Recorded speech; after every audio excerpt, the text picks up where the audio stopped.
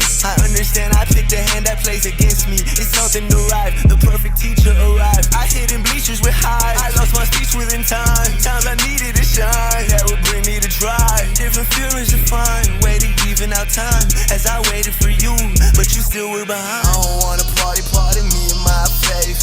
I don't wanna start some shit that I cannot take. Nearly trying to find your heart here for today. It's humbly reminding me my place and what I aim. I said, I hope you the best. I'm sorry, I can't stress no mess. I'm sorry, dodge obsessive hates. I'm sorry, not the best with text. I'm sorry, I know that you want me to change for better. I said, I don't think you know what is really better. I said, I roll my dice, roll yours. No tricks and sweaters. If you want some leverage, then I will seek out severance. Hey, people will come for me, but they ain't no fucking with this. Got angels working Secret Service on some government shit. Born in the darkness, laying evil just to give you light. They hating on the sidelines, I had to pull up like I just fucked your bitch. I'm sorry, said she was your everything, but now she on me. Yo bitch, so obsessed. I'm sorry, monogamous to you, but with me, she poly. And I ain't into calling women bitches, but even if she a bitch, I'ma still give her the richer.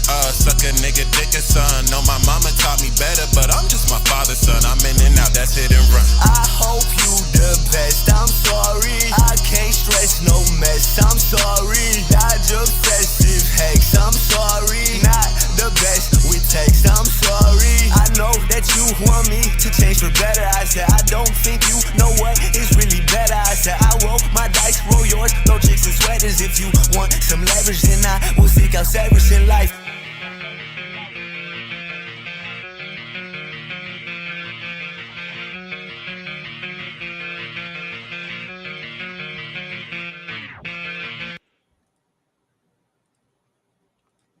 Welcome, ladies and gents, to episode 172 of Peace Talk.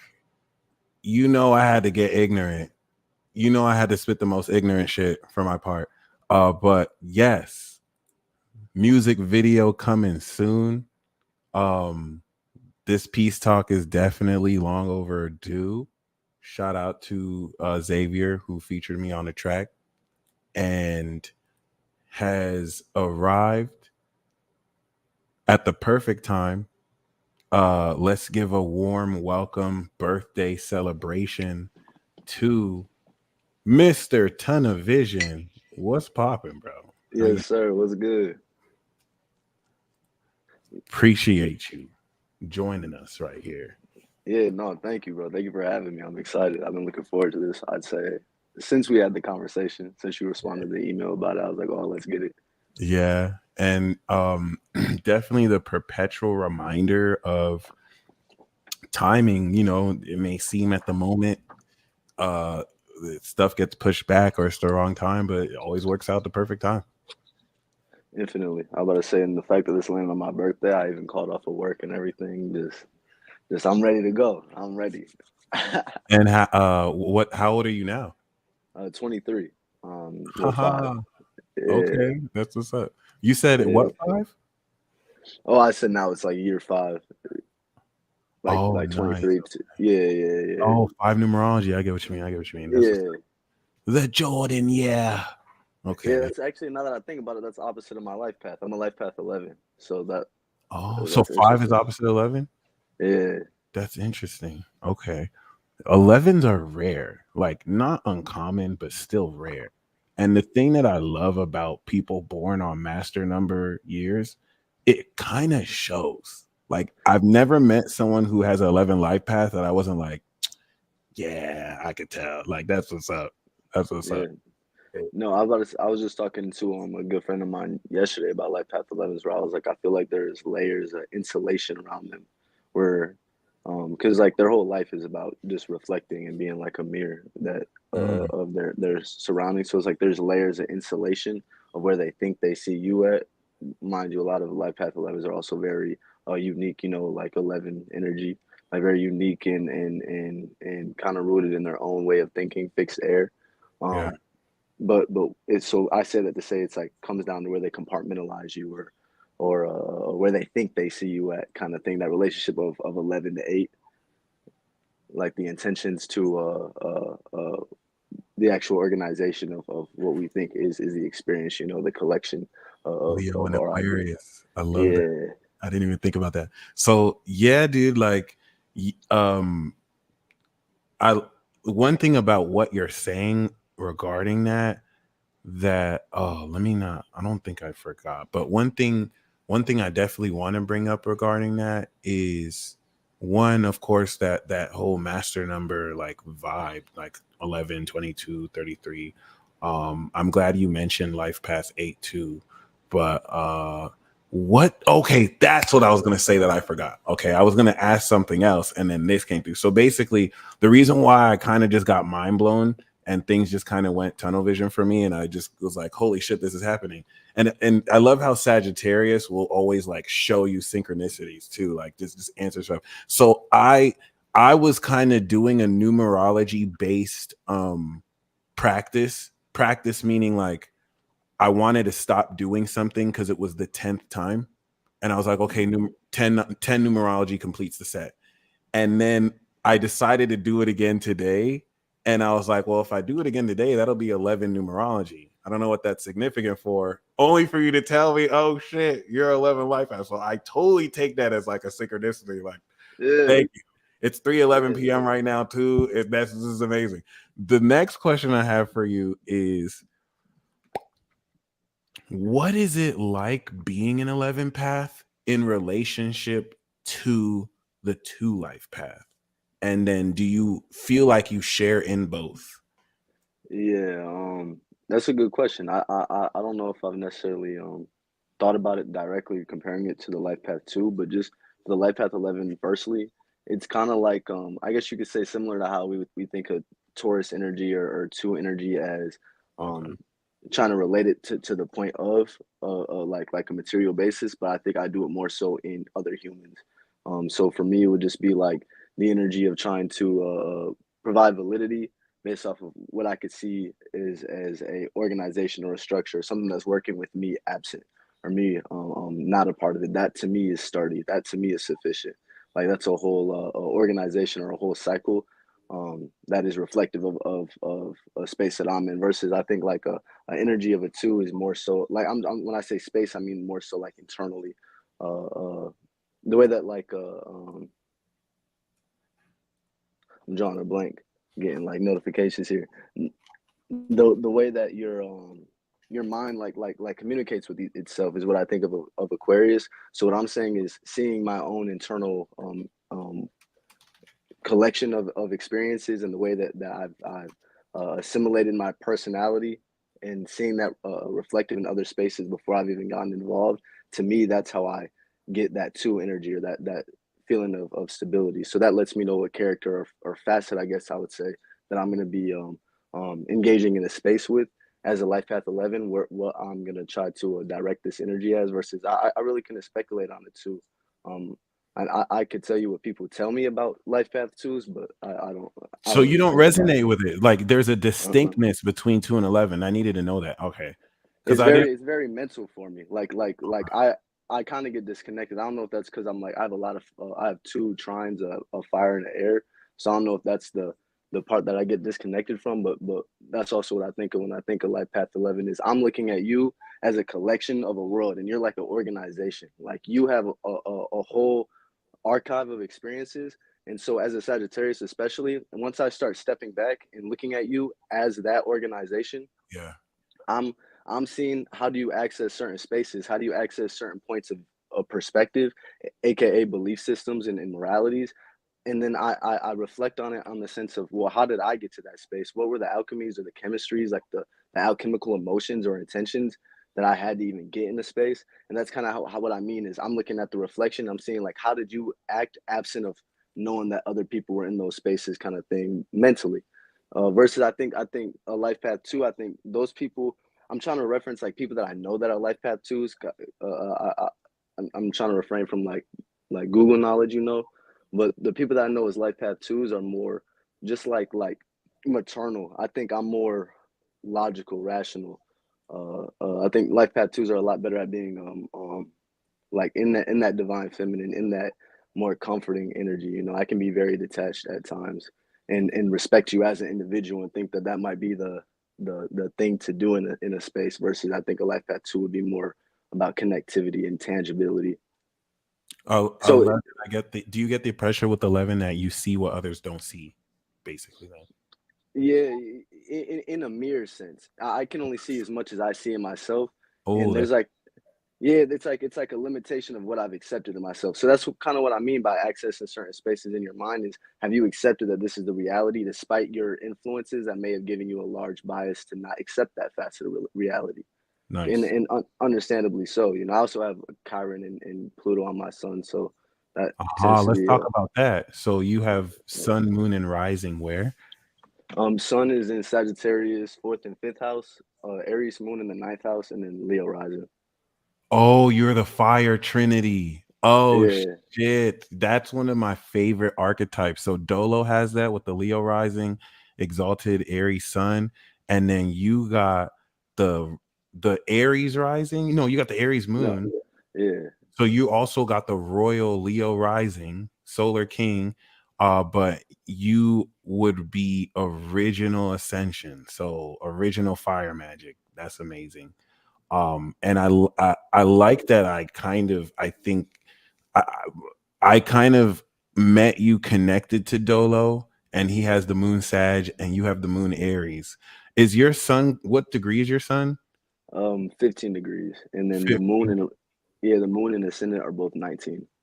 Oh, they're exactly 19. That's crazy. Yeah, That's wild. So 15 is like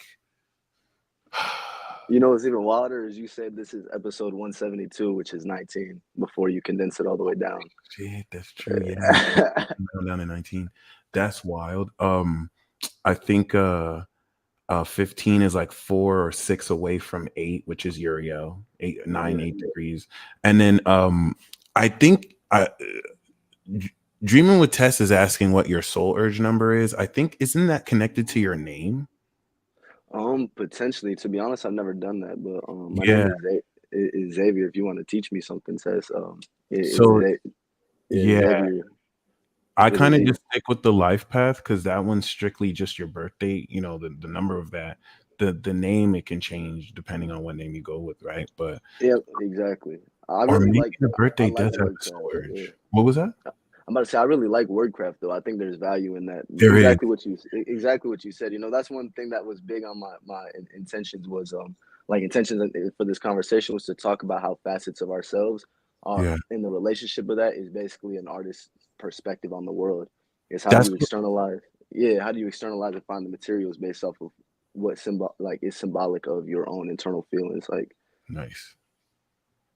in order to set scenes, draw pretty pictures, whatever you want to do with your talents, you know.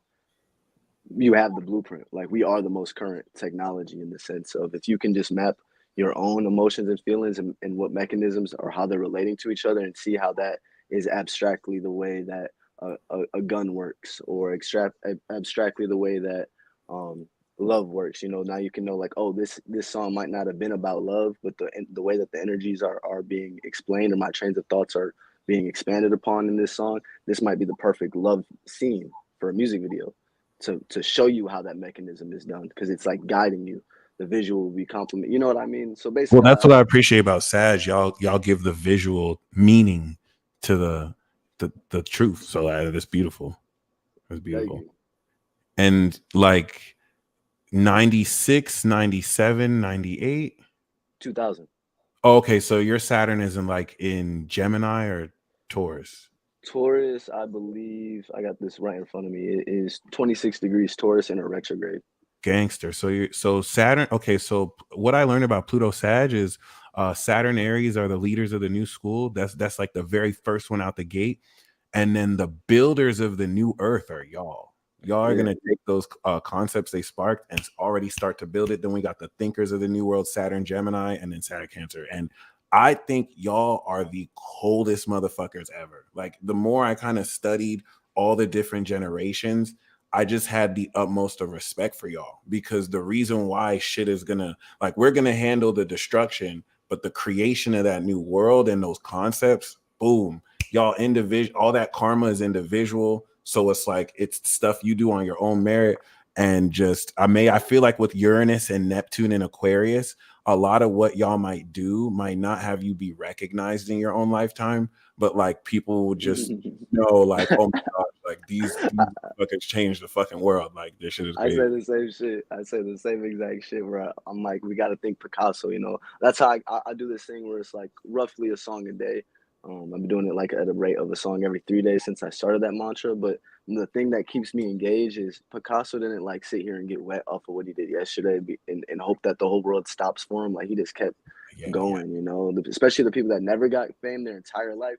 They just lived their life and did it because that was a part of them. It was an integral piece of how they like I want to say express yourself, but when you express something, you're getting it out of you. So that's really just restoring peace within yourself. So it's like that's just how they regulated themselves. Like, and I have nothing. chills because that I was thinking earlier today about how like it's people don't respect art. Like why people won't let music be what it is anybody's guess. I took that line from Fonte, but it's like you can drop a song right now and people are immediately going to wonder what it sold commercially versus just the song being a song. You know what I mean? And you just creating art to create art and it not having to do something or have to be a cultural moment for people. You feel me? Like, so I really love that. And you just reminded me with that I think that's the Renaissance we're headed back to, where people just get disillusioned with the commercial bullshit. And yeah, and thankfully we have artists like you with the ascended sun in the 5th house. And that's what I wanted to talk about too,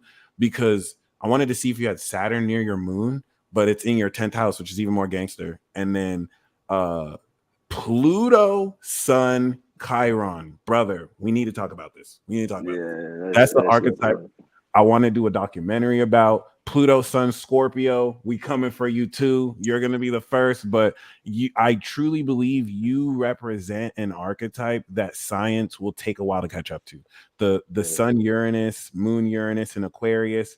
And then the Sun, Pluto, Moon, Pluto, rising Pluto, Sag. Please take it away, bro. Like, what is that even like? First of all, So I'm gonna put it in 2 different frames. Firstly, I'm gonna speak in an esoteric, like internal standpoint of just how it feels, and when I start relating to other people in the world, kind of relating it back to the Life Path 11 foundation we set. And then the other is gonna be what I see in the world in people's creations. So the first side of it would be that I just realized like a lot of the perspectives that I took were like disqualification perspectives. Like they would no longer allow me to engage in whatever the event was because there would just be like moral infractions or things that off of an experience that has occurred to me very, very early. There was just a simple like logic input output computation, like I think it's computation, or you know what I mean, the computing word. There was like a simple computing of this is a bad energy to do this to add more to. And so a lot of times it would just leave me in perspective of if I added on to it, I'd be the one that gets in the most trouble. Aries moon kind of thing, I'd be the one to get in the most trouble. I think that helps trigger that little fire over there with those 3 orbs in Sagittarius. But I would get in the most trouble. Then I'd be pulled and then put into restrictions, Sagittarius, not like in cages. I'd get put into restrictions where I really have to sit and at that time I'm talking like being grounded or being in like a form of detention or just sat alone in the class for extended parts of the semester. Like things like that would happen to me. Where at a certain age, I realized like I get more. You don't mind if I show you a chart, right? Not at all. All right, cool. At a certain point, I got like I started to realize, I get more if I just let other people engage in things, and then I just kind of act as like a counsel. I want to say, you know, like if you want to talk about it, I'm someone that can understand it, but I may not participate in it. And I used to think of those things as like that's just what people do. People have like these type of obligations and agreements to their family, but I don't I love my family. I'm very close to my family, but we don't do a lot of intermittent contracts. Like you do your thing, I do my thing. We trust like we have a idea family in mind. So when I see other people who take on contracts, aka like experiences that they don't emotionally agree with, but they signed an agreement to where if they started acting out of character now, it would make other important people in their life look at it. I never really had that. Here, give me 1 second. I'm so sorry. No, you straight. You straight. I'm gonna talk to him about the Venus on the South Node, Jupiter and Gemini. Christian Dixie also has Jupiter Gemini, the Pluto Moon Mercury, Mars, Pluto, and then the Leo rising. So I definitely like your insight too on the Jupiter Gemini position here. But the Uranus Neptune Aquarius in the 7th, if anyone is a Cancer rising with Uranus Neptune in Capricorn, I need you to comment down in the comments your experience, not the live chat comments, but you can do the live chat and the actual comments for reference later, because people born after 95 as Leo risings represent the most advanced quality of this concept that I want to kind of break down with you guys. It's nuts. It's quite literally nuts. And when he comes, okay, you're back right now. So personally, first of all, I want to show you this alien construct. Christian got the moon Pluto in Sag, and all you moon Pluto and Scorpios and Libras and some Plutos and Libras, let me know too. This I actually have experience with the vessel context because I have a moon vessel alien, and it's accurate for me and accurate for other people. Can you let me know about the Pluto power? Because this is something that has really intrigued me for years in studying this, and I truly believe you guys have X-ray vision. So Pluto I was about to say, I was gonna ask you if you would read it out loud. That way, I can just tell you that it's exactly what that says, but I'll give actual tangibility to Pluto power aliens are able to destroy that which is not built upon truth. Understand the true nature of birth, sex, death, and power.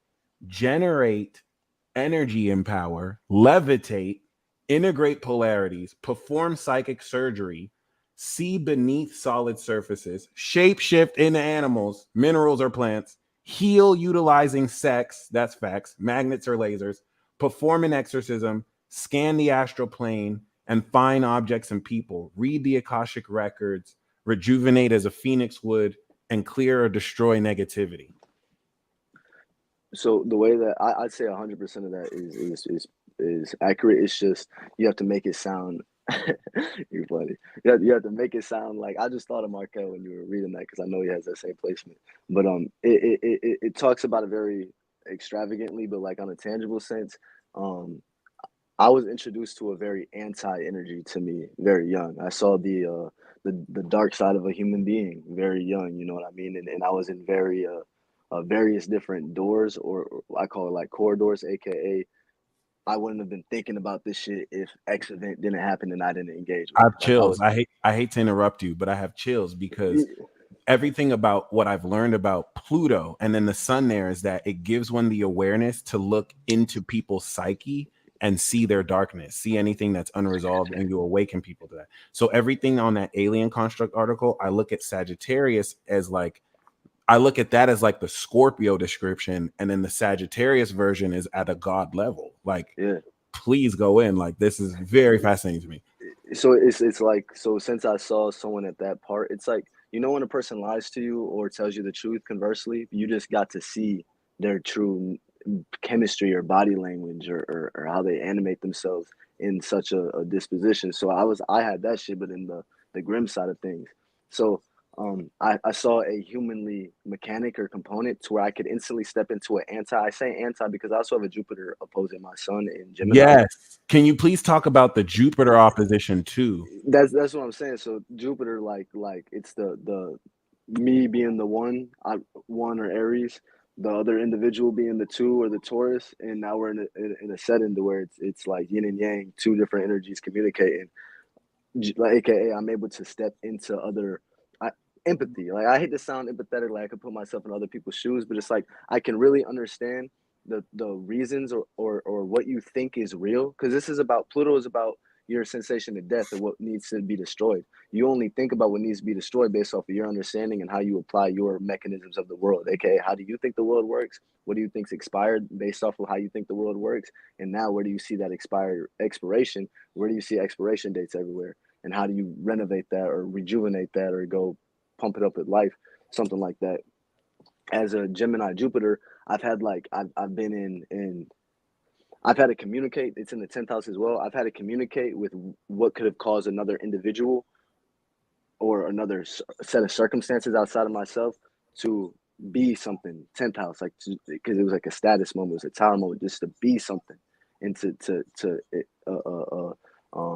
and realize that there's when something gets created, there has to be an alchemy behind it. There has to be an intention behind it. I don't necessarily believe in accidents with this type of energy because I was there. I was there in situations where things were very intentional, and so what that gives me is the ability to step in with the imagery behind it too, and see where a person is really coming from as far as what they think is real. Therefore, it makes them have to go in a certain way. So that's why Sagittariuses are better at seeing like where a person is heading, or seeing things like you were just talking about that in your Mars and Sagittarius video, seeing things, what's going to happen in the next moments or come to be. It's kind of off of the ability of Sagittarius just understanding what trains of events led to this disposition or this type of all right, so more chills because you spoke of something very significant, a Sagittarius ascended ability, and everything that I'm saying is as the Gemini kid level, so I don't want to sound like I'm an expert. It's more inquisitive, but Sagittarius, I believe, does have that ability to see pockets and possibilities into the future. So that's why I love what she said. People born in the 60s to the early 90s, we represent the end of the old world, and the hope is everyone born after 95. And we love how tapped in you are. So I love how you mentioned that Sagittarius can show you the possibilities of the future. Your generation of Sagittarius have Uranus and Neptune in Aquarius. So these are unseen metaphysical dynamics that take those pockets of potential Sagittarius sees, and then you're already connected in Aquarius to know what it is you're seeing. So I'm saying that theoretically, you live this. Please, like, help explain it, because that's wild to me. I tell my friends the same thing, but backwards. I tell them that because most of my friends have the same placement. Yeah. And I tell them that with these placements, it's you. Once you can see it internally and you decide what you want, you'll see the door. You'll see someone already has seen the same thing that you are now observing internally. So like if it's a new aspiration or intention or dream, once you can see that in yourself, there's someone else in the world that made their characteristic, their individual characteristics favor that trajectory, that direction of life.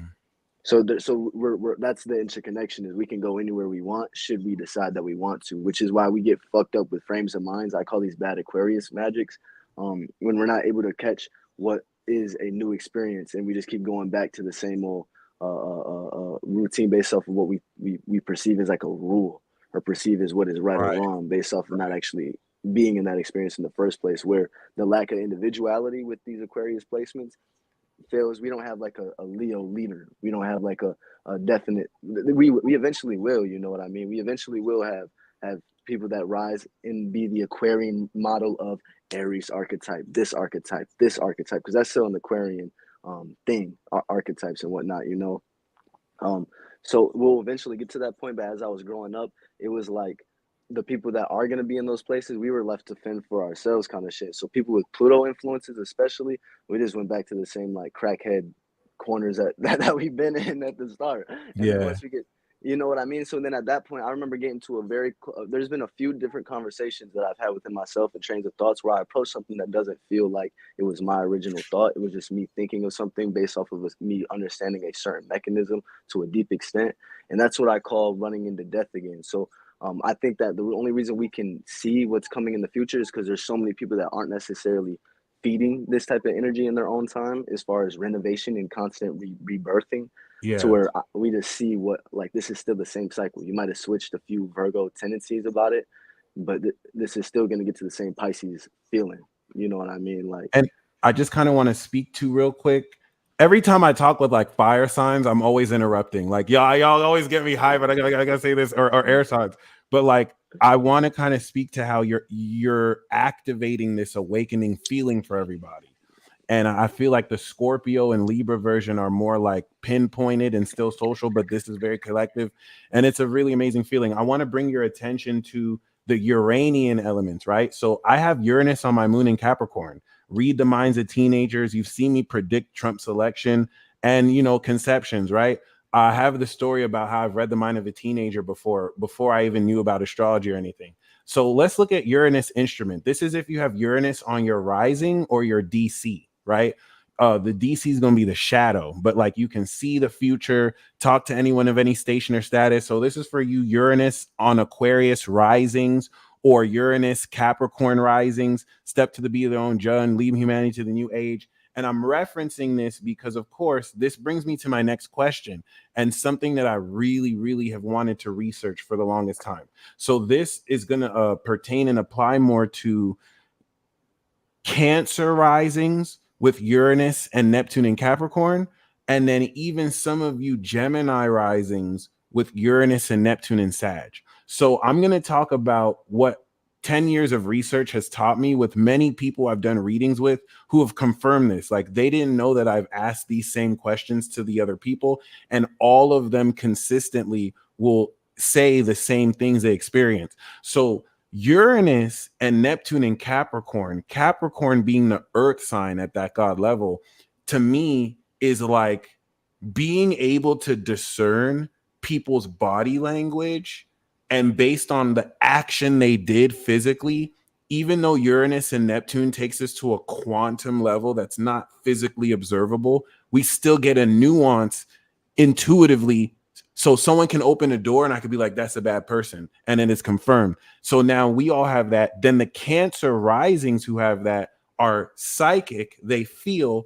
And then on top of feeling that, they can also analyze in the seventh house how other people are just by claircognizantly knowing them. So I feel like the difference between that and Aquarius is, whereas Capricorn, someone has to do something, with Aqua, they don't have to do it. Like, you just know. So what is the Leo rising version of this? And Christian, please let me know, because you actually have your sun there and you're aware of this. So I've always just been fascinated on those mechanics.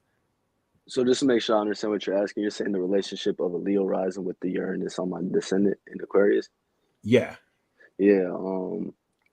Especially Uranus, since Uranus rules the seventh and it's right next to your DC. You know, So, what's funny is, before you answer that, let me share my theory on that. The reason why I'm very serious about that is that's terrifying. That's monstrous. So, like, before you even know who I am as a person, Uranus is already going in on my ass. Like, that nigga ain't shit. This nigga thinks, blah, blah, blah. And whether you doubt it or not, like, good things, bad things, like, you just have a knowing, or it just attracts an eccentric type of person. Please let me know. The clarity, firstly, to answer that part, the clarity comes from my ability to make peace with such terms if they were going to be directed at me. Because there are times, I like to talk about this facet that I call it's a mechanism of life that's called it's implied. There's certain shit that's implied. If anyone in this comment section were to break me down based off what they think I look like or anything like that, for me to get in my emotions, I'd kind of be, it would be implied that they can at least see me. You know what I mean? So to be in my emotions that I'm being speculated on, that's an implied mechanic. I made myself visible. You get what I'm trying to say? So that's kind of the relationship with that part. But I find it funny that you asked me about the Aquarius and Uranus right when you did, because the second example I was going to make is how this happens to me in the external realm. We were talking about Pluto, but you'll see there's a sextile I have between Pluto and Uranus, and it triggers this Uranus facet where I just get I just get X'd out of situations based on my Venus in the middle in Capricorn. I just get X'd out of situations like the character, like because Pete, if I'm always next to that very close line of what we call death energy. I'm not saying like I'm always near death, but I'm saying like in the situation, I'm the one that's resonating closer to that frequency. If I'm the one that's there, but if I'm the one that's there, but I'm with a group of people that don't seek to put death to anything, they chose a subsidiary door, aka you know exactly what your spirit needs, you know exactly what is the next realm into expansion as a decision, a door, a decision, a disposition. You know exactly what you need, but you don't walk through it. Once you pick that subsidiary door, you're not expanding anymore. You're in a form of hell. That's what I'd be attached to. So in those situations, my character would either get X'd out, to where I would get the very short end of the stick, meaning I represent the red. I'm the bullseye kind of character Right. to whatever the bull that's let out, you know, or I just completely miss out altogether. And that's as a Cancer North Node in the 11th house. There's a yod between these two energies, my Uranus and my Pluto. That's true. In the way that plays out is I learned that I have to have faith in my ability to move a crowd. It's just based off of what do I do when I get there first?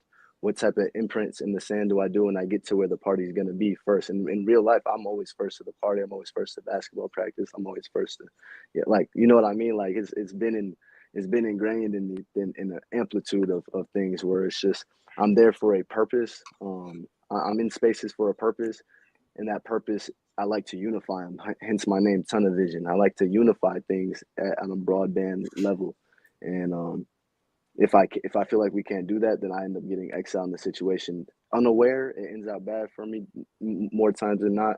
When I'm aware of it and I actually listen to myself and my intuition, then I'll be the person where the people that were able to maneuver in those spaces, I'll be like the friend that, because I don't hold grudges. Now that I have a Libra Mars, but in the Aries moon, so I understand like the aspect of individuality why you That's pursue. also vicious. That T square, you got a phenomenal cross.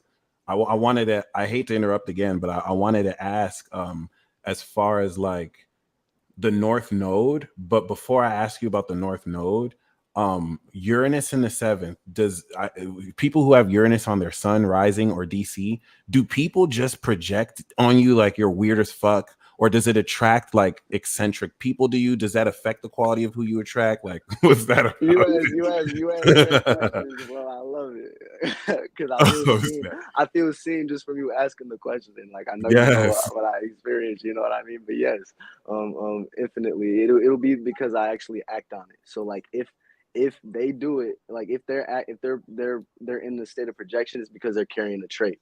So if I act in like I'm aware of that trait, aka I act in like my full self, that'll like trigger that type of, you Mm. feel me? Or I'll be PTSD'd from situations to make me think it'll trigger them. So it's like, and sometimes, and I Okay. also have I have a Lilith in Aquarius too. So it's like right next to my Neptune. So sometimes it's like, golly, Mm. I don't So know if you this got is. Lilith in the seventh too, so it attracts the Lilith vibe. Okay, okay, that's wild, dude. That's so extraordinary. And then the question that I had about the North Node, whenever I analyze North Nodes, North Node in the sixth it's sensible, South Node a little bit, but I always draw a question mark with North Node in the 12th. Like I've gotten confirmation about that. Like I've described it to someone and they felt seen, so I get it theoretically, but like I still don't know how to make sense of it. And North Node to 12th means like you sacrificed your destiny. It's like you're destined to do something you may never get credit for. You may be misunderstood, but it's like you're the martyr. And then on top of that, in Cancer, so you're coming into this world with this mature, ancient Capricorn heart. So you're using that integrity. Like, what's 12th house North Node, and then especially in Cancer, like for you? It's the cusp of 11th and 12th house per my chart on astro Right. charts, and Yeah, you're right. the way I internalize that, I swear to God, you hit it on the head of blowing your destiny or whatever.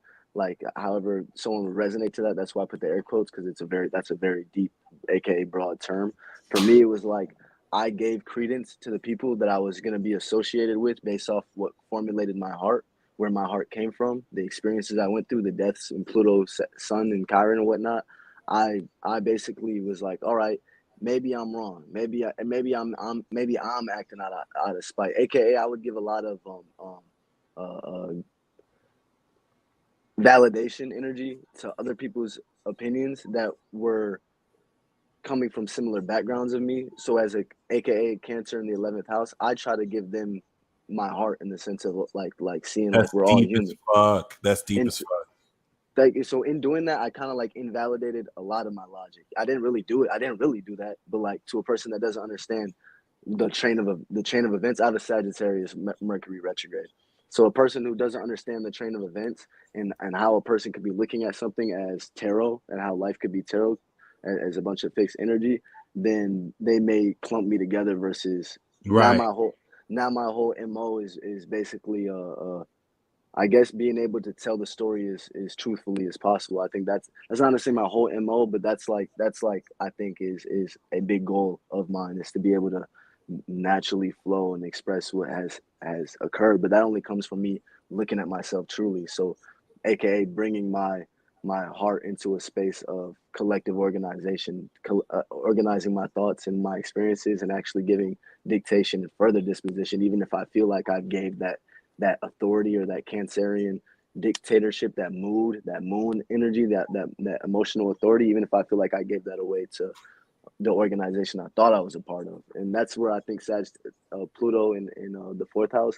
Dolo actually has a video on this where he broke down the mechanic of anywhere you have a Sag Pluto, you're going to experience the death of a belief system there. Mine's in the Oh, fourth that's house. deep.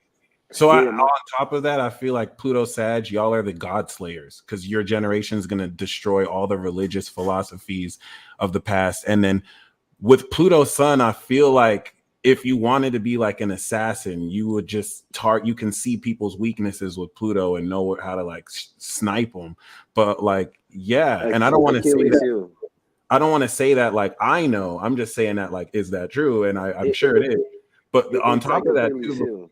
before you answer that too, I hate to interrupt once again. What you said about the North Node in Cancer was mind blowing to me. And Melissa, please confirm this. The reason why that really gave me chills is you confirmed like a North Node Aqua versus North Node Cancer.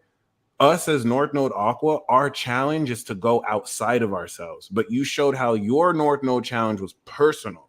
Like everything you're doing for your destiny is to challenge you not to be influenced by the South Node Capricorn system, but your personal, self. And I wonder if, like, for someone like Melissa, it's not the emphasis is not necessarily as Cancer personal. So that's why I really appreciate you tying it back to it being a personal challenge for you, and that really helped break me through. But yeah, man, I think that gives further context as to why, like that very first question you asked me about Life Path 11, that was okay, a very broad question. But I think this gives further context as to why I'm looking at people as more of the grounding base, because the okay. systems were not very empathetic, I guess you could say. And then Saturn in the 10th is lit, and then your Sun in the 5th. So that's really amazing. Sun in the 5th, Pluto makes me think you can literally just zone in and just go full creator mode. And Pluto makes me think that with Chiron especially, you're collapsing the wave space state, and you're creating from a point of pure creation, as opposed to just having Sun and Sag, and they're able to create overlapped on what's already there. Could you speak on that distinction? Like, what's that like? You know what my favorite anime dude is Gojo Satoru, who happens to have a birthday Infinity. today. Yeah, He's you a know exactly what I'm Sagittarius saying. too. Yep, day after me. He's tomorrow. That's That's crazy. alleged birthday. Yeah. 89. Yep. Yeah, but that's how it really is when I rap sometimes, so I like to do this thing that I call like entendre vision, but a bunch of rappers do it. But my whole point is to try to make the entire song an entendre, to where if you just go through a different door or a different desire or a different disposition of what you wanted me to say, the song becomes a whole different thing to you in the word, but the words still make context based off of how the words work. Okay. In the way that I'm doing this emotionally is I'm talking to both sides of myself. You can't serve two masters, but you can serve one and kill the other. So it's like while I'm speaking, Ooh. you feel me? So it's like while I'm Hard. speaking, you feel me? So while I'm Yeah. speaking life into one side, I'm speaking death into the other. So it just depends on what your AKA the blue and the red of Fam, that makes it. I don't even like to show synchronicities like this, but when you were saying life on one side, as you were saying death on the other, I opened my phone and the death card was there. Hey. It's like that's what I love about Sag magic. Like, you pace our experience. Like, you just show synchronicities like that. Shit is wild. I love it. We need to go to the casino, bro. Yo, dead ass. And I keep forgetting you live in Vegas. Like, we definitely have to mob out for sure. And that's another thing too. I've kind of played around with like luck and the zodiac, seeing how Sag magic works.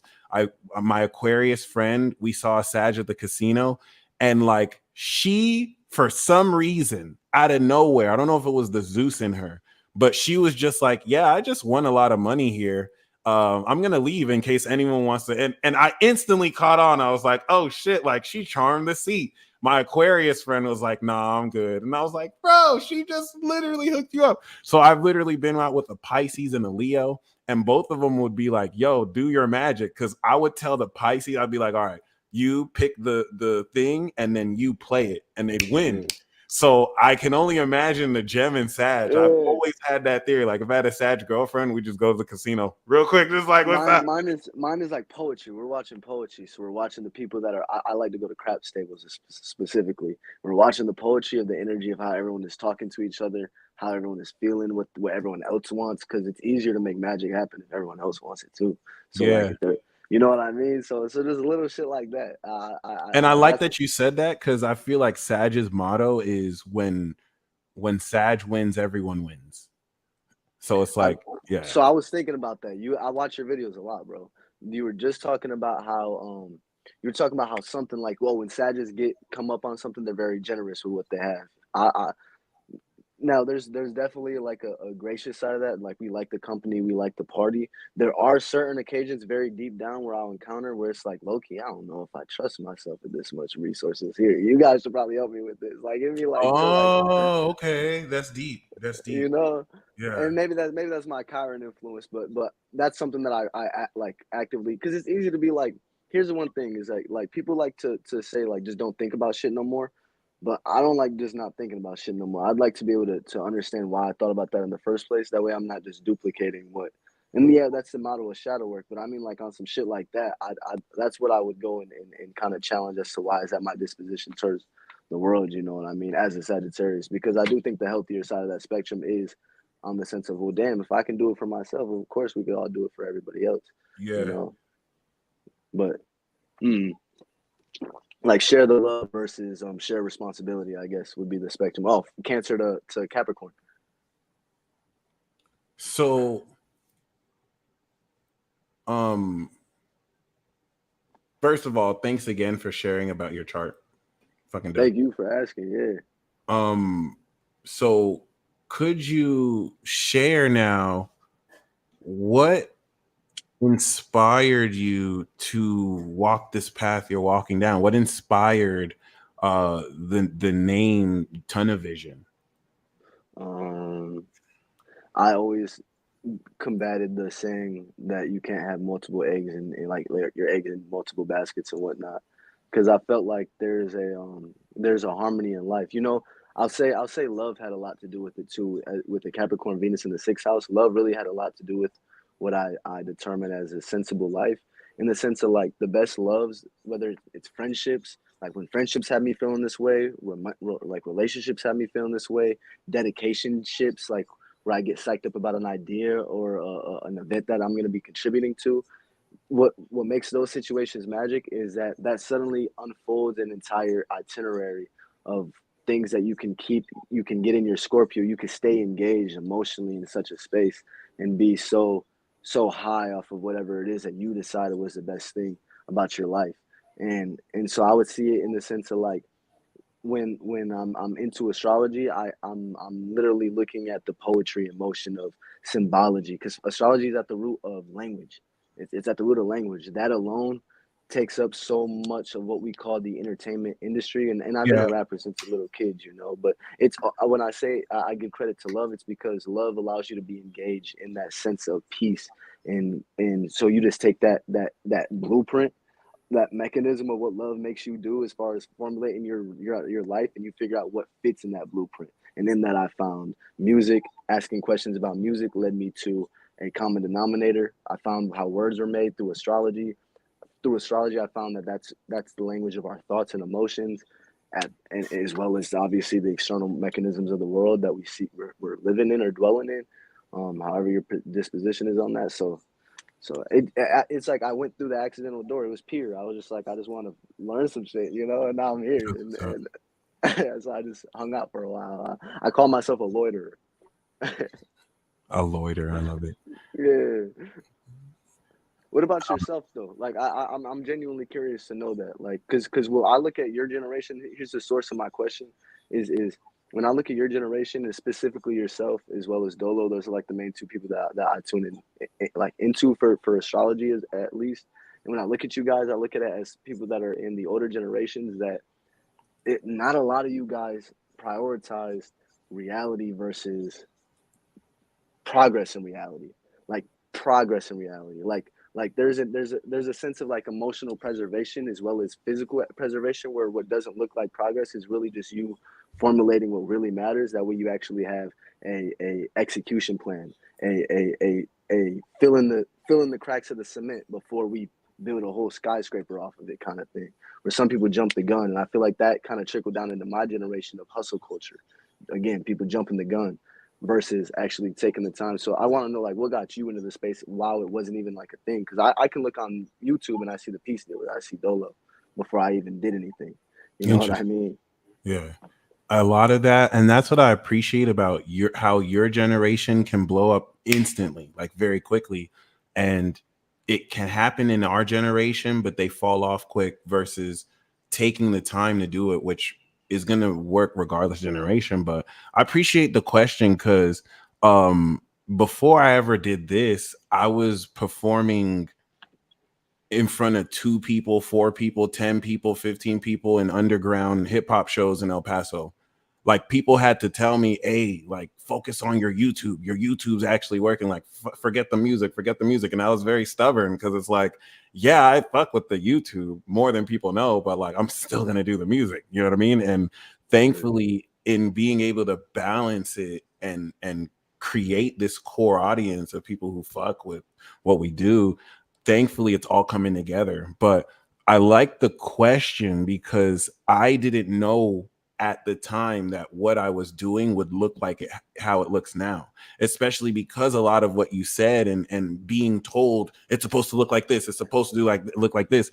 And I think Dolo and I are amazing examples because Aries and Gemini are the individuals that are anti the status quo. So we were basically kind of forced to do that because of the nature of our characters. And I also feel like him being born in the late 80s versus me being born in the 90s, early 90s, late 80s is like the J. Cole's, the Drakes, who were like the very last of this old world.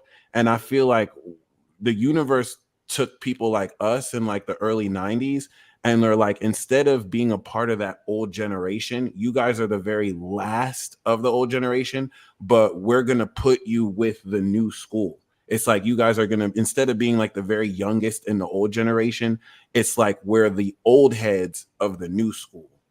And like you guys are the ones creating, but it's like we're just bringing that, we're like that bridge in between like those worlds. So I really love that you asked that. Can I add something to that? So yeah, you guys, this is the funny part. Would you believe me if I told you that I knew that this is what it would look like for you? Like, so no way. What I say by that, I can remember the exact moment. I was in elementary school. It was like right either before or after nap time when I was a little kid, and I had the first question. This girl proposed something to me of like, when we grow up. It was one of those conversations. And before then, I had never thought about what happens when I'm an adult. When I say to you that what you and Dolo do as far as just being your charismatic person and expressing what it regulates you, truly accurately regulates you within a sustainable frame of mind, not a delusion. You know what I mean? And we all have our delusions, don't get me wrong. Yeah. But it's ahead of it's so ahead of a curve kind of thing where when I was a kid, I thought of it like that, where I didn't necessarily think we'd be live streaming on YouTube, but I certainly thought of it like I would just be me. Why would I not be okay being me? And it would come off as narcissism. So back to the point of how you guys back to the point of how you guys talk about like you're the anti, or you're the anti status quo. I am that thing. I am that thing that is the anti status quo. I'm that character that gets painted as narcissistic. That character in Jujutsu Kaisen, the Geto dude, the dude that is eating other people's, his actual trains of thoughts that they give him is very similar to this emotional dispositions that I'll travel just from where I was conceived, but then shows will like stamp on a very nasty disposition, like his prejudice towards a specific type of people. You know what I mean? AKA, that's the way that I'm perceived when I express that true character. So it's like I either turn it down and come back down to not thinking about the stuff that I've already been presented as reality. You know what I mean? And then I play back into a character, but that conformity robs me of my gifts versus being just myself, where it may not seem regulated all the time, but I know, like I was saying about you and Dolo, no one's regulated. It's just, are you regulating, or are you letting someone else regulate you? That's kind of that's the differentiator. What I loved about that too is I feel like the narcissism perception part is the Leo rising, and then being at your core, the anti-social or establishment is the Moon Aries. And so you're kind of like ascended ninth house at that. And that's another thing I wanted to ask. So shout out to the legend. Okay, we got to link up in Florida, Olivia Cabrera. We were kind of talking about it too, but like ninth house moons, you, me, he has the ninth house sun, but you, me, Olivia, and other people, ninth house moons. I've always felt that having a ninth house moon means that you're self-taught. Like you teach yourself lessons through your soul. And unlike the sun ninth houses like Dolo, who are spirit teachers, we're like soul teachers. You know what I mean? So it's interesting because now you have this in a fire sign of light. So what's up with that? Because that is like a soul ascension. I passed geometry. I passed geometry with 100% in high school. No, never missed a question. And Damn. it just is like a thing. It's almost like we see the perfect thing and we know exactly what to do. Like all you got to do is move your body, right? So we see what to do. But so then at that point, it's like we're reverse engineer it. We'll unwind ourselves if we just don't just do what makes sense to do. Okay. And that comes from the curiosity of, well, why would I do that kind of thing? So it's like a tug and war of confidence, you know, especially if you come up from turbulence, then in a certain space, and this is why we lose that confidence, is because you come up from a turbulence in certain facets of yourself. So the interruption of your love story, your ability to stay in that same emotional space, you get interrupted based on you believing or being correlating your actions in a specific space based off of how you saw something occur in that space. And it gets so deep where there's spaces and spaces. So like there's a rich place and there's a rich neighborhood, a poor neighborhood, and a middle class neighborhood. And in all those neighborhoods, it might look different, but they have a space where the kids gather and have fun. You know what I mean? So it's like what I'm kind of speaking towards is like the spaces and spaces, I guess, a facet of things. But could you refresh me of your initial question? I feel like I kind of steered. No, you pretty much answered it. And another thing I really appreciate is the notion of us mutable signs having to deal with perception versus reality. One thing that I really like to believe about mutability, because like progress charts birth the theory that if someone isn't born with magical perception, they can always and eventually progress into it. But it makes me appreciate what you're born as and move forward with.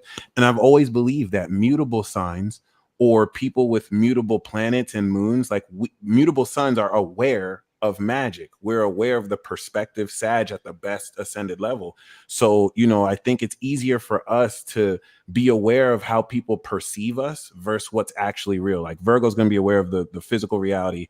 And I think Pisces is aware of the metaphysics beyond reality, which means Gemini's enlightened awareness outside the cave leads to Sagittarius's ascension of seeing into infinity, right? So what do you feel about having magic as far as mutable and perceiving that? What makes one a muggle or not? And then on top of that, Sagittarius as like a chaos magic or a living magic. Perfect. So I'd say firstly, mutable signs are we are magic, literally, because where the cardinality is the space where things come from, and fixed energy is what we are in as a fixed reality or fixed. Real quick. Let me know what you think, because you just broke it down. But basically, I say cardinal is power, fixed is energy, and then mutable is magic. Without energy, there's no magic. But without power, the's no energy. Magic is just the effect. Pretty much. Magic is like where we steer it, because I was about to say a person's mutable energy is how are you as a conductor of that cardinal space into this fixed instrument, into this fixed being. So how is your ability to? I told my friends, I looked at my homies, we were recording a music video. I was like, mutable energy is basically how tall can you stand while having your shoulders as relaxed as can be, like, aka how can you just be a conductor of your own personal space and not resist what is natural to you. You know what I love about that? And that's how, like, I want to, you know, like we speak the language of astrology with not always knowing. And that's why I love that you pointed out the alphabet was made basically through the stars in astrology. So I love how you said how, because Gemini mutable answers what, Pisces mutable answers why, Sagittarius answers what the meaning is, but Virgo, that's based in reality, answers how. So you kind of showed how Virgo is really that mutable point of how all the other magics kind of function itself. How you do anything is how you do everything. And I just wanted to point that out. I thought that was amazing. That how you do anything and how you do everything is Aquarius is node with the yod with Aquarius, Virgo, and Cancer. Bars. How do you bars? Bars. That's fire. That is fucking fire. This is a top 5 peace talk. I've seen some people say it in the chat. This is a top 5 peace talk. Let's go. I love it. Thank you. Right, birthday magic, bro. This is a ritual for my entire year. So you're That's sharing your solar return with us too. Thank you. Yeah. No, thank you. I told I'm my intention for this is my ritual for the entire year. I don't know if anyone that's my homie right there, Boom Odio Day. But I don't know if you that was the homie in the music video that I was referencing on. But this is like that song. It's the best day ever. Any variation you ever heard of someone make a creation on the best day ever. That was what my intentions were, including this peace talk. So I mean, the honor is mine. So okay, now let's talk more magic, because I came up with a theory about the mutable signs have helped me really buckle down on important theories. I posted one of them on Instagram. It was a hit. It just felt so right. And the way that came to me was just like a smack in the face. Like, I've been looking at Virgo wrong my whole time, because I always used to see Sag as yang. And then I realized, okay, Gemini and Sag are unique in that Gemini is the yang of the yin and Sag is the yin of the yang, right? So Virgo is all yang, Pisces is all yin. And the way I made sense of that was Gemini, the yang of the yin, we make sense at first, but then the more you listen, we don't really make sense. It's like listen to a kid.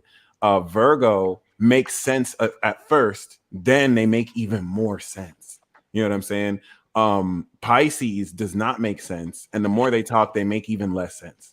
And then Sagittarius does not make sense at first, but the more they talk, they make more sense. Like Orlando Brown didn't make sense at first, but now it's like, hey, he knew what he was talking about. I knew he did. Sadly, this is how Sag is. Jamie Foxx didn't make sense at first, then he started to make a lot. This is the tragedy that's Sag. I'm gonna say the next word. This is the tragedy. Sadly, I knew he wasn't tripping. Sadly, I knew exactly. Real niggas knew he wasn't lying. Real ones knew he wasn't lying. Yes, that's facts. That's facts. Let's go. So yes. Back to the talk about the elements. I'm gonna break it down in a mental allegory, but you're 100% right in my opinion. So like the mental allegory is how do you create these energies?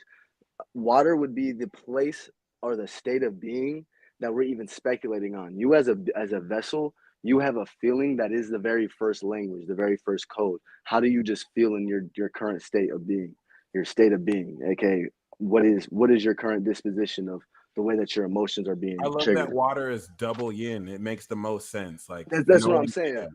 So, and that's why it makes less sense as I keep going, is because as you get low, you're getting pulled away from shore. You're getting pulled out to sea. You get what I mean? And so fire is what you extract out of that. So this is going from Pisces to Aries.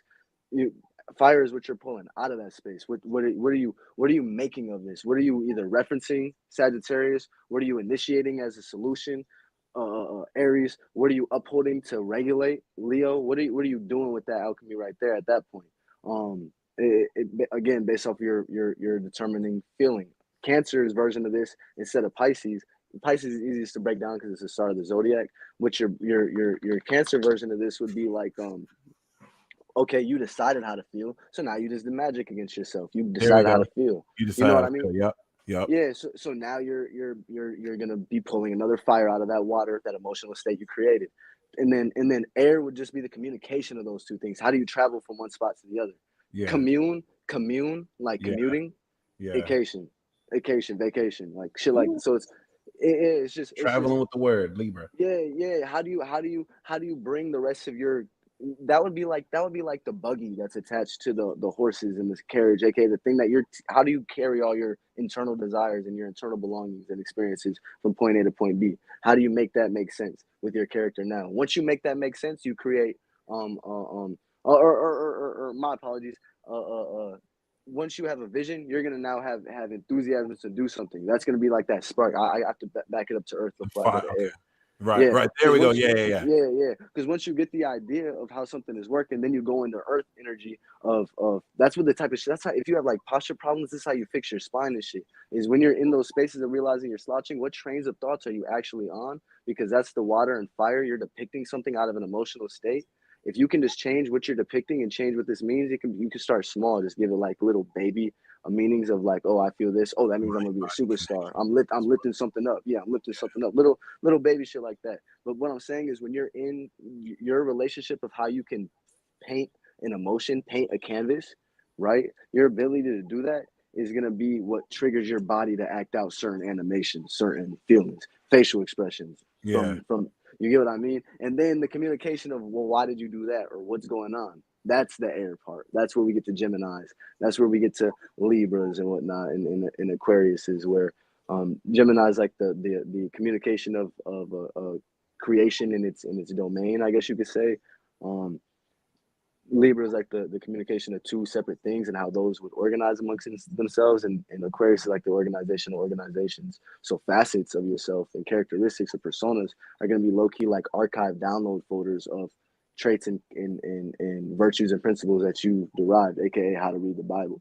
But that would be versions of that shit, you feel me? Versus like how they would actually communicate to each other is the essence of Aquarius. How do you uphold your word, integrity? That's a relationship or sextile that Aquarius would have with Sag. That's why Sag comes first, is you make that decision first. You're supposed to have your blueprint Sag is Yod with Taurus and Cancer. You're supposed to have your foundational values as to how you see the world, Sagittarius, before you get into the Aquarius side of things, of how you organize your facets of self. You know, like that's why the cycles are in that way, in that specific domain, spaces. Love it. And you gave me, let me share the epiphany you gave me with now putting it in the order of the zodiac, because I didn't even see this. You just blew my mind right now. You started with, of course, water, which was dope. But even if you started with fire, it would still be the same, right? So you started with water, right?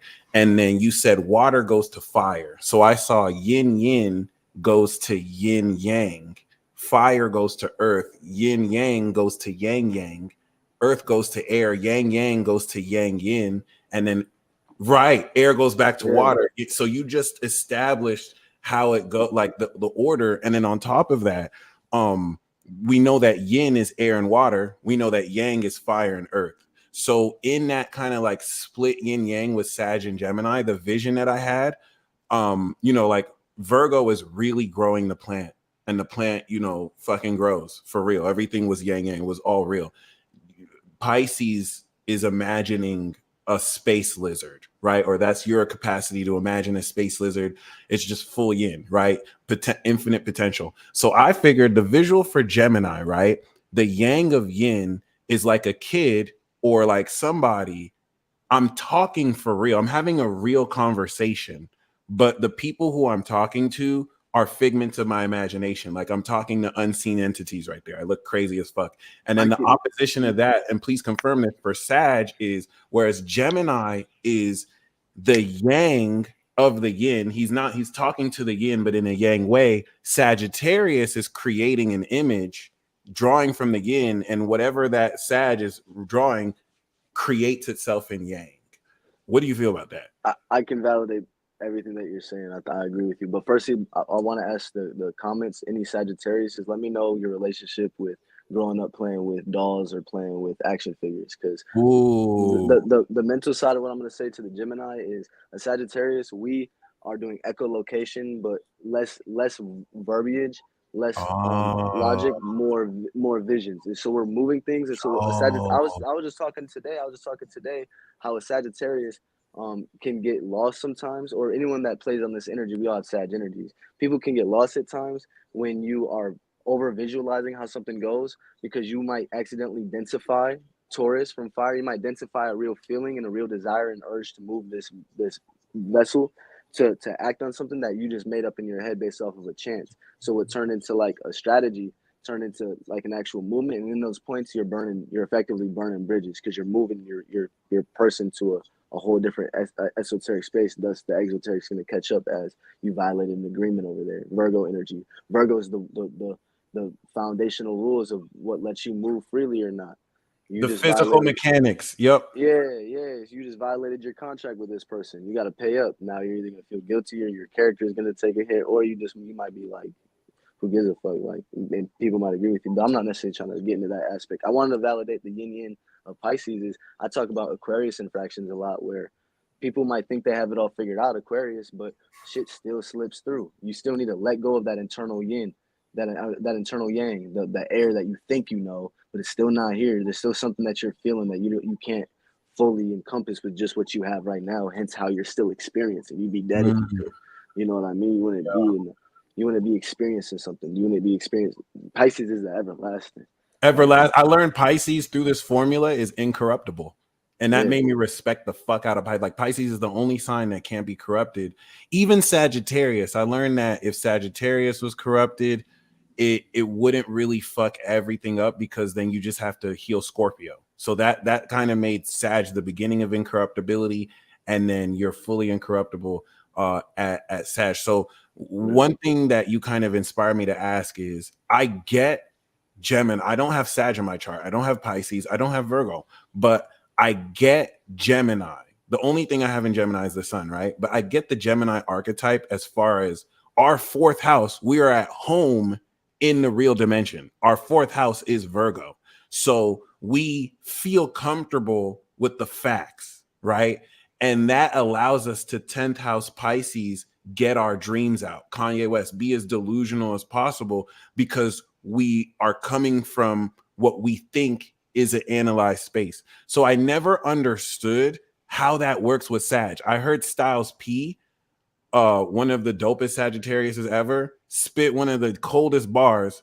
I'm paraphrasing. He said that when he goes to sleep is when he goes home. And I was like, he's talking about fourth house Pisces. It's real. So like, how are you at home at Pisces and then 10th house the Virgo? Like, how do you reverse that? What is that like for you? So my Pisces energy is in my 8th house, putting Virgo at my 2nd house. So I would say I find comfortability in the ability to cleanse what is the initial foundational circumstances, like your ability to reach in within you and reach in and defy with your own mind and your own ideas that you engage with, thus create sex energy, 8th house energy, then cultivate and create new ideas and new perspectives off of this idea from Libra energy. In my 8th house, my abilities, I'm reaching into me, I'm reaching into my raw experience and what I wish were true, what I dream was true, what I dream was real. And then realizing how, shit might not be perfect or peachy at first, but my ability to reach into that, and now this is Sag too, my ability to reach into that allows me to paint the picture of how this, if I have to go from point A to point B here, fuck it, at least that's how to do it. Like, that's where to go. That's what it would look like. And then I just have to take the steps. So like integrity, it would be a theme for me, because it's like, if I feel like the world was dishonest early on, then I would look, and that's a Sag theme again.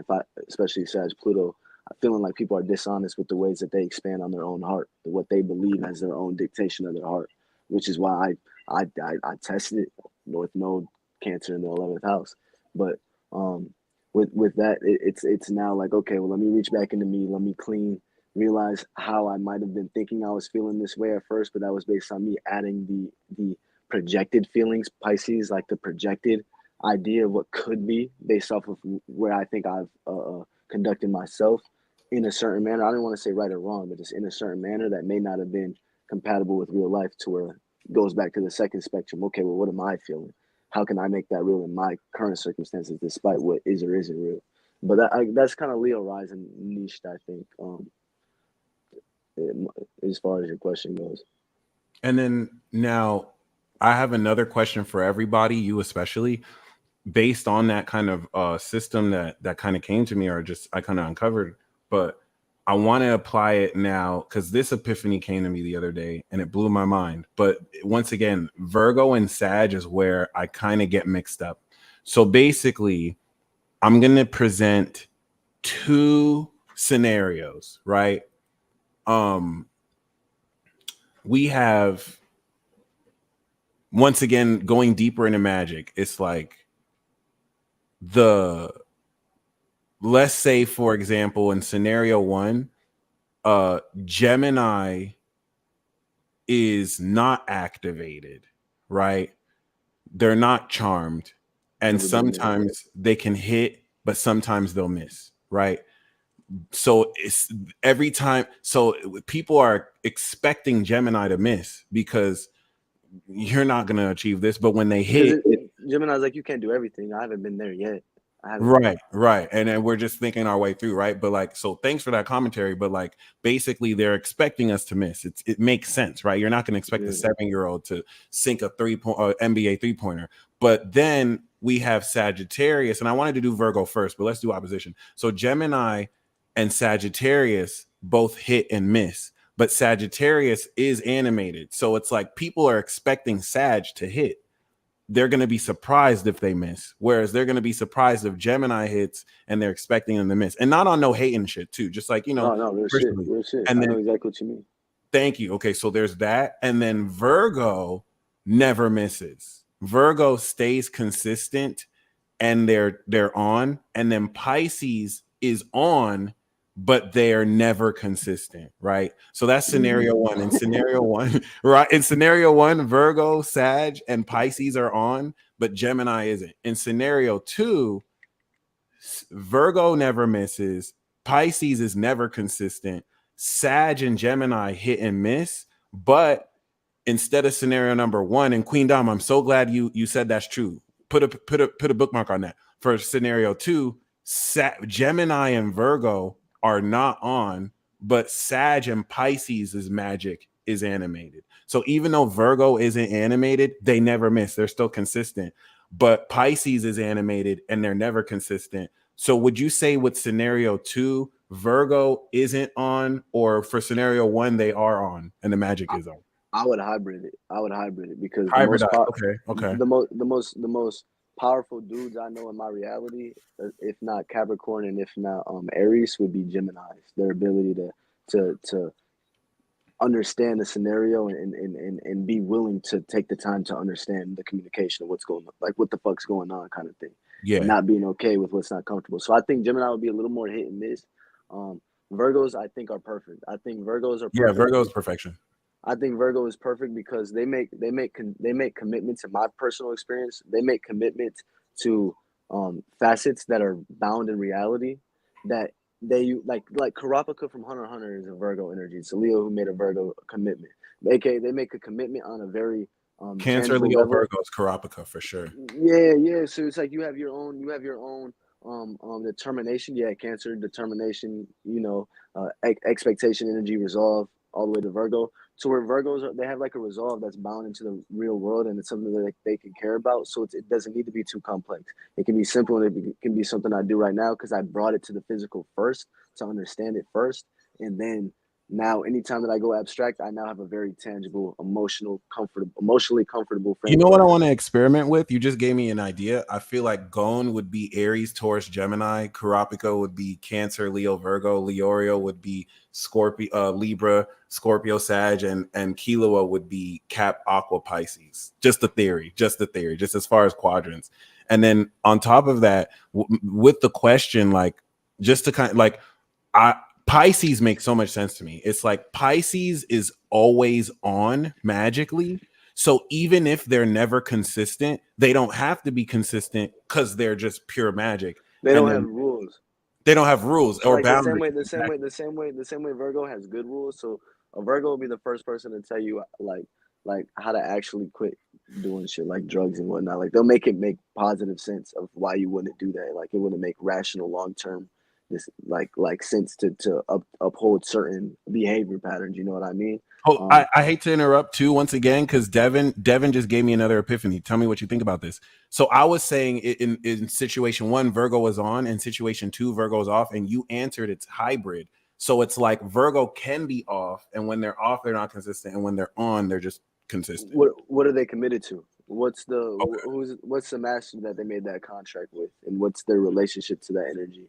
Are they in spite with that energy, like things of that nature? Where Pisces have no rules, so it just depends on, are they just like their rules have already been violated. Pisces have already been, Virgo's out the fucking door. People have already violated Pisces. Expectation or a dream or an illusion that everyone else gets to maintain. Pisces already saw that shit pop. So Pisces can be very pessimistic. Like Pisces can be very fucking pessimistic, but then for no reason.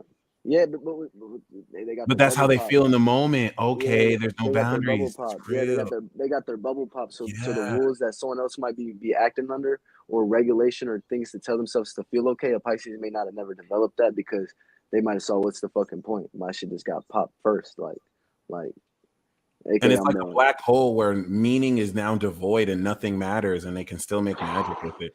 But thanks, you really did kind of clear that up. I just wanted to see the distinction between like Sagittarius. The way I'm trying to say it is what I'm trying to work out. Like, if we talk about the mechanics of who's on or off, we can assume that all the mutable signs are on.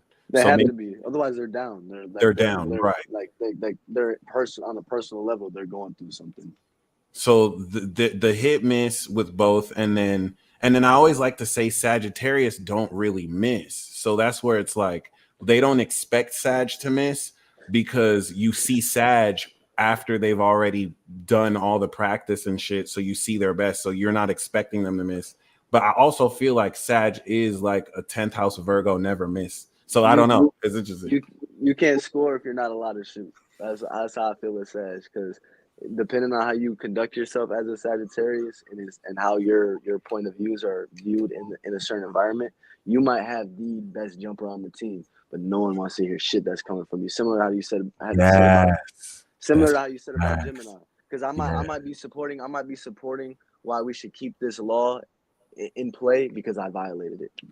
Right. Yeah. You know what I mean? That's real.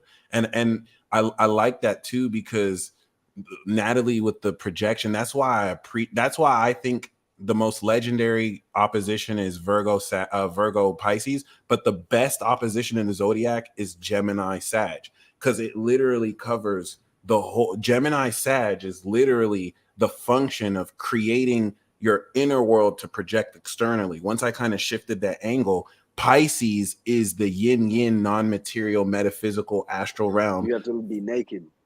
Right. Virgo is the yang-yang, put the fucking clothes on style, creating Libra, complete opposite. And so we have the yin-yang in Gemini and yin-yang in Sag. And in order to create that imagination to reality, you have to have a thought, Gemini, that casts a vision, and being able to maintain that vision brings the imagination, Pisces, to Virgo. And that's what made me look at Sag like, okay, y'all are the creators for real. Sag and Gemini are the tools of you getting naked in Pisces, and now you saying, well, fuck it. If I gotta have clothes on, now how do I do this shit for real then? And Kanye and Jay-Z, Watch the Throne. Yeah. Until you say Michael and Beyonce, then we have to be like, they don't fucking count, bitch. They don't fucking count. You talking about Virgo and Pisces, like, stop. But yes, listen, Queen Dom said it. Sag is the vision, Pisces is the faith. And I always used to get them mixed up. I always used to say Sag is beliefs. Then I realized Sag is philosophy, Pisces beliefs. What was that? Gemini is the subject. Yes. And, Virgo the analysis. And Sagittarius is the vision, like she said. Virgo, Gemini is the word, and then Sag is the meaning of the word in the dictionary. And that really ascended my understanding. And Pisces is the type of shit that you even have to be in to read the occult dictionary versus Webster's dictionary. Like, what type of shit do you even be in to even see books like that? Like Aquarius energy. And that's what made me look. Now, if we break down magic in terms of frames, I've always wanted to talk about this with you too. This was another epiphany. So basically, you have like, and I didn't know this about like picture motion, but every motion in this visual we're looking at is just a frame, right? If we were going to look at animation, it's frame by frame by frame by frame. When we do video, it's frames per second. So like you have a frame, and then you have a set of frames. A set of frames is one scene, right? So that each individual frame is Gemini. And then when you get those set of frames, that's Virgo. You're literally putting together the right. So that's all like drawing development. Then once we make those frames visual and we take all those set of scenes and put a whole movie, I feel like that's Sagittarius. So like Gemini magic is able to look at each frame individually. Virgo is able to discern and predict through analysis, oh, this is what's going to happen within like 5 frames. Sagittarius can see the whole movie, rewind, whatnot. And so this is where, let me know if I'm mistaking it. Is Pisces gonna be the different universes of movies, like the whole multiverse of different movies where Sag is at one movie and Gemini is the frame? Or because then if we take this to another analogy, it's like I can play a video game. My playthrough is Gemini. I can master that video game. That's Virgo. I can now hack the entire game adventurously, Sag. And then you playing the game versus someone else playing the game versus 50,000 other people playing the game, we come into collective knowledge. I feel like that's Pisces. So would you say that like Pisces is the multiple movies, or is that actually, or is Sag just the full, is Pisces the full movie? And did I skip a step with Sag? You know, I think like when we talk about creations and shit, Aquarius and Pisces energy is easy to get conflated because you know what I mean? Once you create something, you can now organize creations because we're creating something. That's like the whole trick of it all. You know what I mean? But I'd say my first thought on that was that watching an entire different movie, or like Marvel's same concept that is Capcom's concept of like the same characteristics and the same character. And I really don't know shit about Capcom, so I can't give you a good example. That's probably a bad thing to do, but like Manchester City and Manchester United, Barcelona and Real Madrid. Like, you have to be in a whole different set of Aquarian energy to even experience being in, like, you have to be in a whole different organization. You have to have a whole different structural purpose or structural foundation. You have to have a whole different demeanor to see certain shit, to even be. That's what I was saying. Like, it's how you, what are the odds of you reading occult books versus you reading, like fantasy books or being exposed to murder documentaries or yada yada. It's coming from who you're associated with, who you're around. What do you see? You know what I mean? So yeah. Like that. And Yeah, I like what Sebastian said, where like Pisces could be, if Sag is that movie in completion, manifesting Cap, Pisces is now in the audience watching that movie. And then and I love that analogy because the audience is the only person that is outside the movie. The people in the movie don't know they're being watched. That's Pisces as fuck. It's like being able to be the audience. So yeah, dude, this is wild. This is really dope.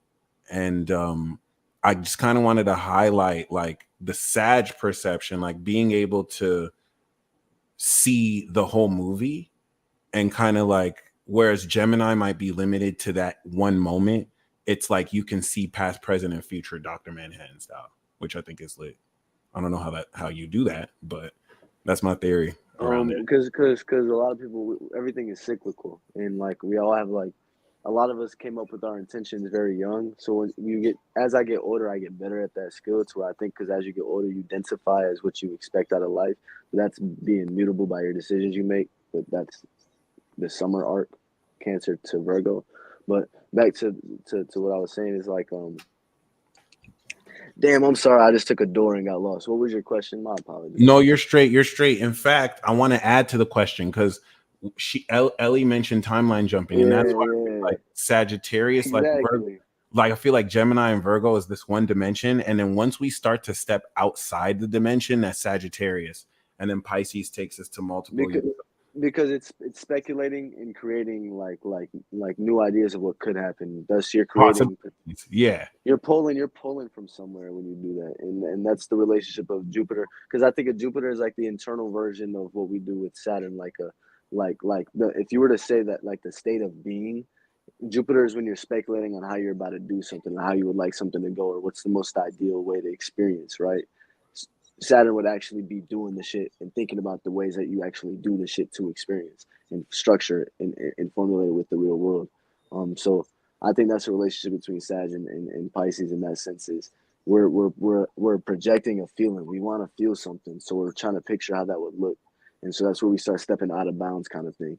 But some of us are coming from spaces. I have a Pluto theme, so maybe I'm getting conflated, but some of us come from a space of just like, we at very early stages, we have mastered the ability to want something different than what was in front of the veil, like what was the initial organization that we're introduced to. You know what I mean? aka we travel a lot. You know what I mean? We get out of circumstances. Well, Yeah. what's gonna in certain generations when we have a Pluto in that same chakra, in certain those are gonna be turbulent circumstances that cause you to move. You know what I mean? Or turbulent means of transportation, or turbulent reasons of turbulent reasons of relocation. And mine was my Sagittarius is in the 4th and 5th house, and my family actually moved around as a kid. I moved all over the U.S. I used to live in the north, the south, and now Oh, the west. good to know. So I've always had that theory, like the mutable 4th house, you move a lot. And Yeah. I didn't know it applies even if your 4th house is in Scorpio, but it still applies with the 4th house region. So I like that you respected the North Node was in the 11th house portion. I was like, okay, you take the degree serious, which is dope. Bro, this was a dope talk. We definitely gonna have you back on the channel. Yes, sir. I know some people were asking if you do readings, so could you let people know how they can listen to your music and support your pages, where people can find you, and how people can book with you? Yeah, perfect. You can contact me on any platform on the names of either TonOfVision or Zay Quarter. That's contact, so that's like Instagram, YouTube, things of that nature. Even Twitch and shit. I be playing video games and talking spiritual while I do that. But to actually get in contact for a reading, you would want to DM Zay Quarter. So at ZAY and then Quarter, QUARTER. You can just DM me. We can just talk about what your intentions are for a reading and kind of go for there, I guess, like a consultation first. Beautiful. But, and I do have your YouTube link in the description below too. Man, thank you. Genuinely, this is a perfect way to spend my birthday. So thank you. You know what? I just clicked the link though, and it said that I think I might have entered the wrong link. So let me make sure I got it right. I wonder if I can. Oh dang, I'm not on YouTube. I was like, I wonder if I could comment on that.